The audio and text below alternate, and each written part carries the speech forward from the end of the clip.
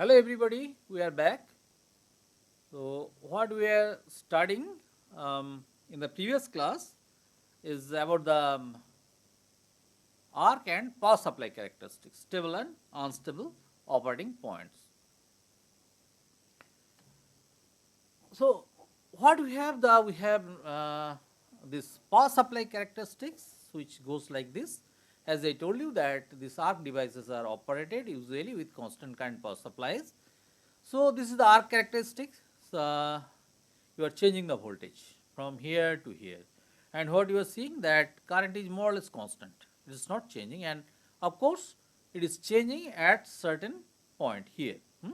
Then it is uh, it is serving more or less like a constant voltage supply because current is increasing and your voltage is constant. Okay. So usually you operate in this zone.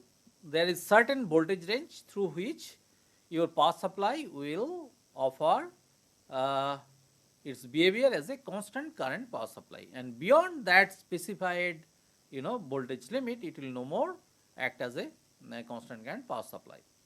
So now if you plot the arc characteristic on the same plot, this VI characteristic, you are seeing that the power supply characteristic is matching with the your arc characteristics at 2 points. One point is A here and another point is B over here. Okay.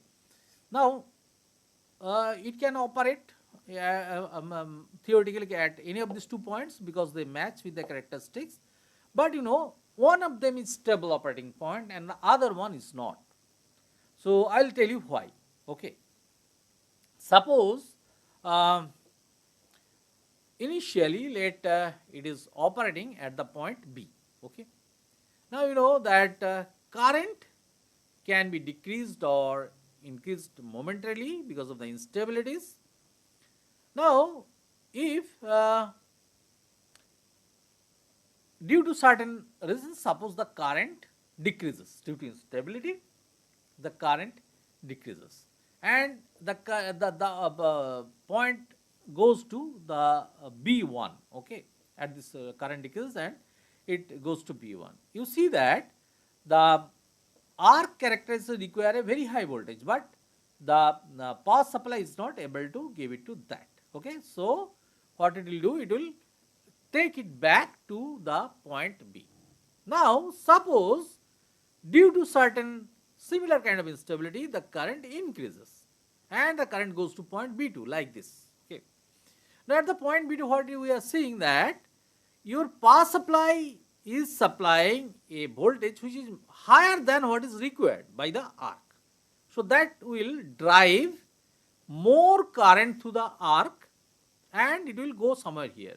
And you see that if it current increases to this point, then also the power supply is giving more voltage, then the current will increase further because you see that basically the arc is offering certain resistance. And what is I? I equal to V by R. So if you have a say steady resistance, if you are increasing V, then your current will increase. But arc is a non-linear resistance. It is not so steady resistance, but still similar effect will be seen there. So if you are giving a higher voltage than what is required, it will increase the current because the this more current, lower resistance, that will lead to further higher current, and this current will keep on increasing because more current, more more conductivity and lower the resistance. So gradually the current will shift more and more, and it will at one point it will reach the point A at one time. It will reach the point A that is marked over here. Okay. So once the operating point reaches to the point A, then let us see what happens.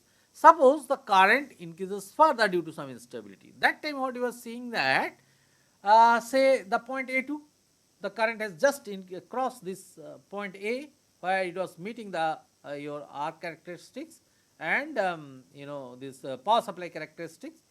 So at the point A2, you see the current, your voltage required by the arc is more and voltage supplied by the power supply is less. So what will happen? That will lower the current and it will be back to A.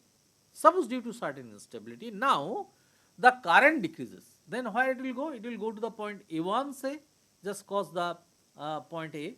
Then at the point A, what you are seeing that power supply is supplying more voltage than what is actually required by the arc characteristic, the solid one. So what will finally it will lead to? It will lead to increase in the current and it will take it back to point A. So what you are seeing finally that if due to certain reason the current increases around the point A, then it is taken back to the point A. On the other hand, if current decreases due to certain reason, then the power supply is operating higher voltage and it is increasing the current and bringing back the operating point to A. So what we see here that if it is operating at point B, then the instability will increase current more and more, may increase current more and more and take it back to point A. But when it reaches the point A, if current increases, then the situation is such that the operating point taken back to A, and if current decreases, then also the situation is such that the operating point is switched back to the point A.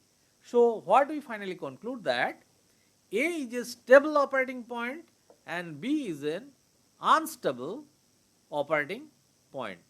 So if it is by chance operating at the point B, finally it will shift to operating point A, and when it is operating at point A, it can continue to operate at that point without any issue, because if current increases due to some instability, then it is taken back and current reduces by the power supply characteristics. So if current decreases, then again the current is increased by the power supply characteristics and taken back to the point A. So A is the stable operating point. Okay. So that is how it operates. Now what we do actually, this is the same thing that has been explained over here, and in tutorial we will be going for the parallel and series connection in arcs, whether it is possible to operate multiple arcs in series or in parallel. So that will be very interesting, because we will be able to use single power supply and operate multiple arcs and multiple plasma devices. If you are able to operate using a single power supply, that will be tremendously beneficial as far as the economy is concerned, because you don't need to buy power supply for operating many arcs, many plasma devices, and power supply is a costly component in maybe the costliest component in the whole setup. Okay, but actually unfortunately that is not possible, so we will discuss those things in our tutorial, why they are not possible and what is the problem that you may face if you want to operate multiple arc devices using a single power supply, whether it is series connection or it is a parallel connection. So we will come to those in our tutorials. Now I tell you about one very interesting plasma device. So that is radio frequency thermal plasma devices and their characteristics. I will explain you now. Now the radio frequency plasma devices, why they are important? This is because they can offer you the purest form of plasma. This is a kind of electrodeless discharge, what I told you earlier, because in these devices no electrode is immersed inside the plasma. So whatever plasma you will be finding, they will be in the pure form without any contamination from the electrodes. But if you remember, in the arc devices, the electrodes are directly in touch with the plasma. Okay. So what we do, we now start. This is an actual radio frequency plasma device. What you are seeing here, there is a tube. This is a glass tube. Actually, this is a doubled walled glass tube, and water is flowing through the region between these two tubes so that it can dissipate the heat whatever is dumped over the walls. You can take away the heat and keep the integrity of the device maintained. Now, this is the coil. How many turns are there?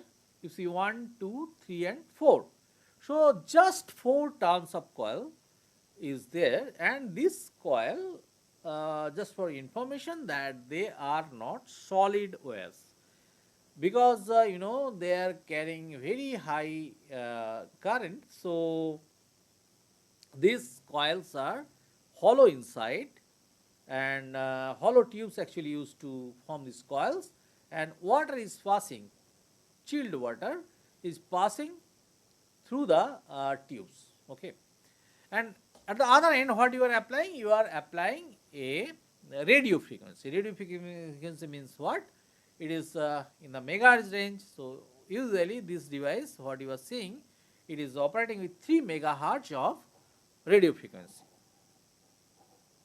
Now, one thing I would like to tell you, that radio frequency propagates a long distance.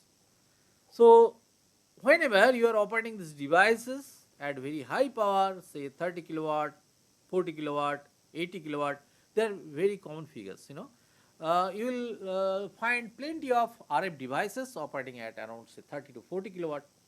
They are moderate power level.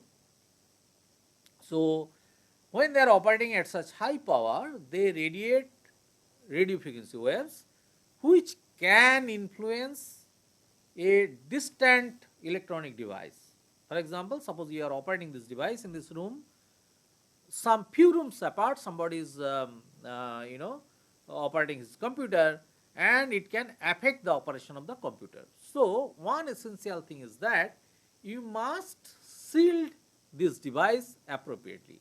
You have read about Faraday cage. You know what it does? It actually doesn't allow the radiation, electromagnetic radiation, whatever is coming out from there, to outside. It just shields that from the outside environment. So, similarly, you will see that at the base what is there, it is installed in a aluminum base. So, this is conducting, and you will see when I will show you some actual photograph of this device setup. There you will see that this is covered using a cage. That is a conducting aluminum cage by which it is covered. So, whatever radiation is coming, it is intercepted by that conducting cage, and it is grounded. So, it will not allow the radiation to go outside. So, that is a fundamental requirement for operating these devices. Now, you just concentrate on the structure of the device. So, what is there? Essentially, there is a tube, inside tube, and within that the plasma is held, and the plasma is quite large in volume, what you are seeing here. So, unlike the arcs which are very thin plasma jet, these are large volume plasma, and it is almost filling the tube, as you are seeing over here. And whatever thing you want to process, you have to keep in touch with the plasma jet, what is coming out from there. You can directly, suppose you want to do some nanosynthesis. One thing is that, for which it is being used in a big way. So, suppose there is certain material for which you want to produce nanoparticles. So, you make some fine powders, say micron size powders, and you feed from the top. So, they will enter into the plasma, they will evaporate, and they will become atoms, ions, and as they go downstream, they will collide with each other, and they will form, what they will form?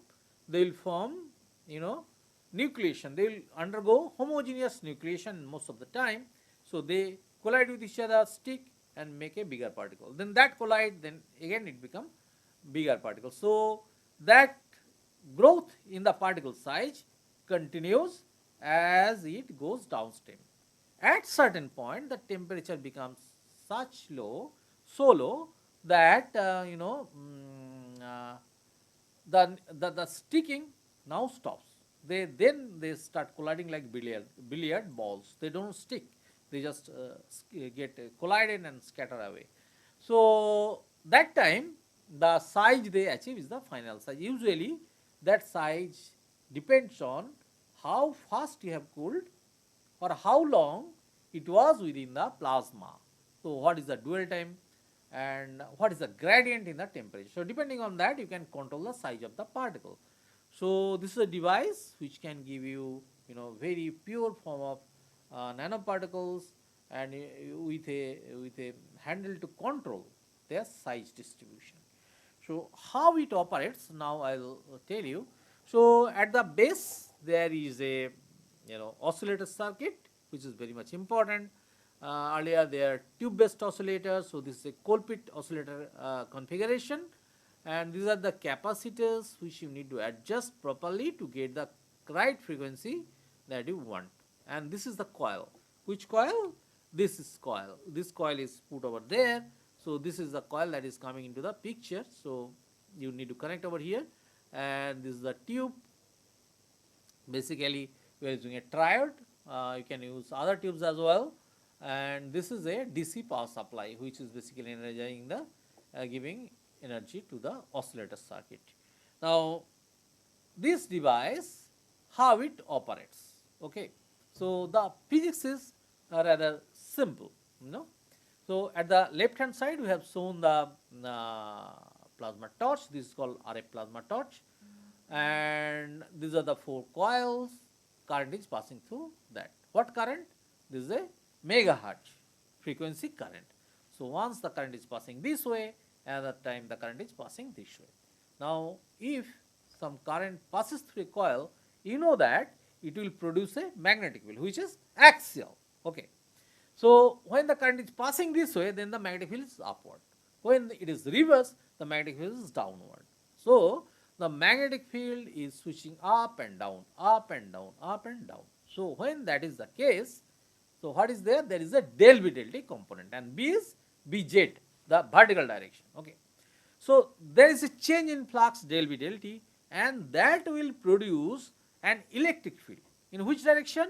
You know that Maxwell's equation tell us that curl E is equal to minus of del B or del T. Okay, curl of E is equal to minus del B del T. So if that is the case, it is obvious that the del B del T will induce a current in the azimuthal direction. It will be in the azimuthal direction. So an electric field which is operating in the azimuthal direction, what that will cause? That will drive the electrons in the azimuthal direction, and that way it will make them to collide with the other atoms. Now you will ask me one question, that sir, initially it was having some gas argon. So where from the electrons come? Because there was no ionization. So initially the stray electrons, I have told number of times about the stray electrons, they will be present always in any type of gas, like say, due to your ionization from the what do you call, the high energy radiation, like cosmic rays, or even the Maxwellian distribution, what is there, that has a Bohr mantle, and which basically can offer you very high energy particles which has a potential to produce few electrons through collisions. So stray electrons can be produced through ionizing radiations because of collision through very high energy particles, which a certain probability, very less probability but certain probability. So some stray electrons you will be always able to find in such devices. So those stray electrons initially participate in the acceleration, that is via the azimuthal electric field that is produced because of the switching of the magnetic field that is in the z direction. So those electrons initially participate, and then they collide with the atoms, they produce more electrons, they again start participating, and in fraction of a second, the whole region is filled with the ionization, and that is how this radio frequency plasma get produced. And because the coil is outside this quartz, quartz tubes, why these are quartz tubes? Because quartz is having very high melting point, it can easily go beyond 1000 degree Kelvin, Now, if we use ordinary glass, they are having a much lower, melting point.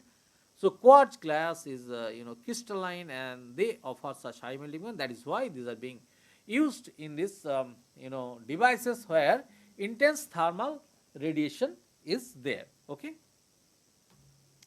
Now, typical operating parameters I am showing here so that you get familiar with this kind of radio frequency plasma sources.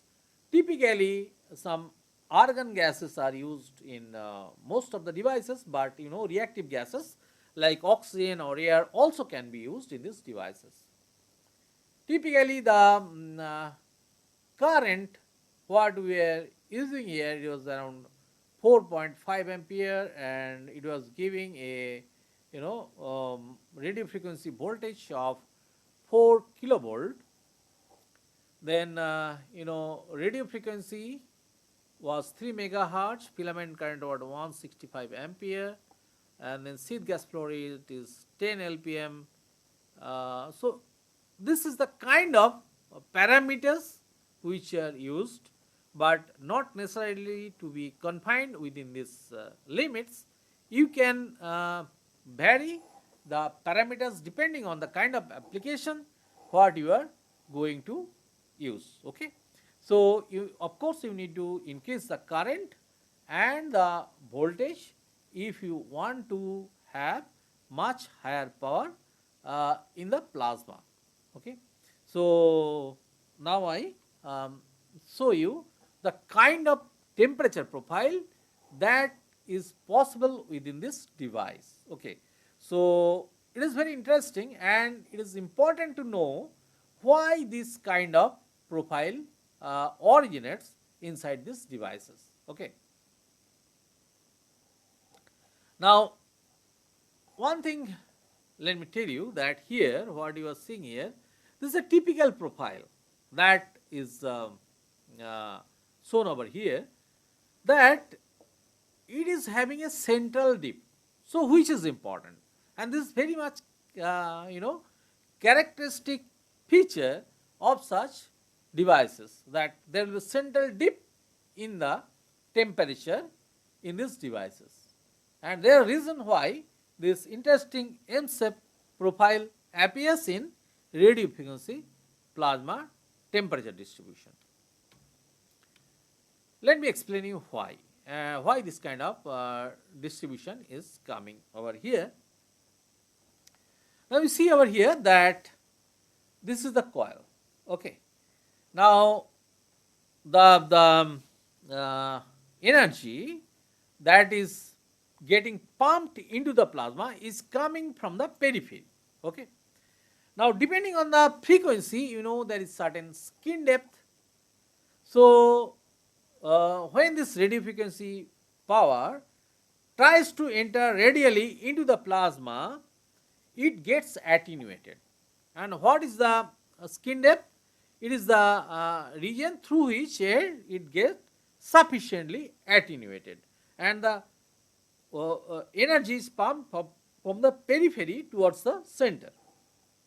So the skin depth, actually the depth through which the power will be penetrating, is inversely proportional to the square root of your frequency and the conductivity.